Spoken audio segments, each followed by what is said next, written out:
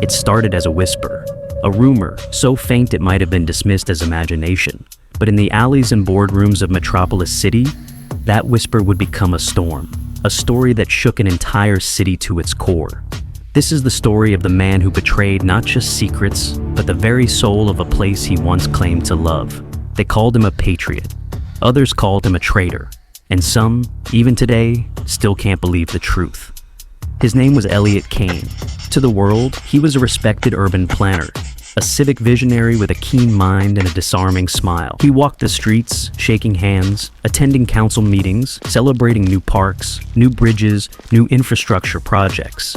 Everywhere he went, he carried trust.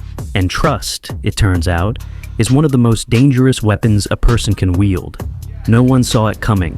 The city he grew up in, the city whose skyline he helped shape, was slowly being sold. Not in pieces, not in hidden deeds, but in the quiet, almost invisible way that spies operate. The deals were clever, invisible to the untrained eye. Land rezoned here, a zoning exception there, obscure contracts that shifted ownership from public to private, often overnight. By the time the first suspicions arose, the city was already slipping through fingers that were supposed to hold it tight. But what drove him to do it? Was it greed? Was it ideology? Or was it something darker, more human? A longing to matter, to feel powerful in a world that had always overlooked him. Friends and colleagues describe Elliot Kane as charismatic, unassuming, yet precise. One former associate told me, "He made you feel like you were the only person in the room." That's how he got everyone to trust him. That's how he got everything. Experts in urban planning, espionage, and municipal law have spent years trying to piece together how he did it. According to Dr. Clara Jensen, a former intelligence analyst, what's remarkable is the subtlety of it. It wasn't bombs or blackmail, it was paperwork, it was policy, and it was invisible. The average person would never notice until it was too late. And yet, the evidence is irrefutable. Millions of dollars funneled to shell corporations. Critical infrastructure quietly handed to private developers with questionable motives. Public spaces disappearing under legal loopholes he orchestrated. One city council member who uncovered the early documents described it as a slow-motion theft, a betrayal not of property alone, but of community, memory, and trust. But betrayal, as we know, often carries a human cost beyond the obvious. Families uprooted, communities fractured, livelihoods destroyed. And behind it all, Elliot Kane maintained a calm, almost poetic detachment. He was always polite, always courteous, always convincing. Yet the closer you look, the more you realize how carefully he controlled every interaction, every smile, every glance. He understood the human heart, and he exploited it with surgical precision. The turning point came in 2017. A local journalist, digging into public records, stumbled upon anomalies so blatant that even casual observers could see something was wrong. Suddenly the veil lifted, and the city began to understand the enormity of what had been lost. And in that moment, the man who had once been a hero became a symbol of a deeper, universal fear, that trust, once given, can be weaponized. As investigations unfolded, it became clear that Elliot Kane was not just acting alone.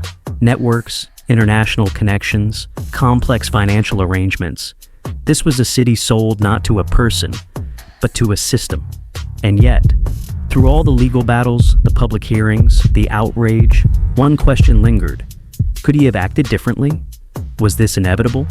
Or was this a choice made by a man who believed he was untouchable, above the rules that governed everyone else?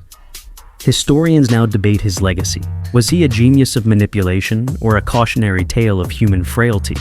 Some remember the public projects he championed, the parks and streets that still carry his fingerprints. Others remember empty promises, vanishing neighborhoods, a city forever changed. And perhaps the most haunting part is that, for every scandal uncovered, there may have been 10 more that slipped quietly into the shadows. And yet, amidst the heartbreak, the anger, and the disbelief, there is something profoundly human about this story. It is a reminder that cities are more than steel and concrete. They are networks of trust, fragile and beautiful, sustained by the belief that those in charge will act not just wisely, but ethically. And when that belief is broken, the consequences are more than financial. They are moral, emotional, existential. Today, Metropolis City is still healing. Laws have changed, oversight has increased, and yet every time a new project is announced, every time a street is renamed or a park renovated, the shadow of the man who once held it all in his hands lingers. It is a cautionary story, yes, but also a profoundly human one. A story about ambition, about deceit, about the invisible lines that bind a city together.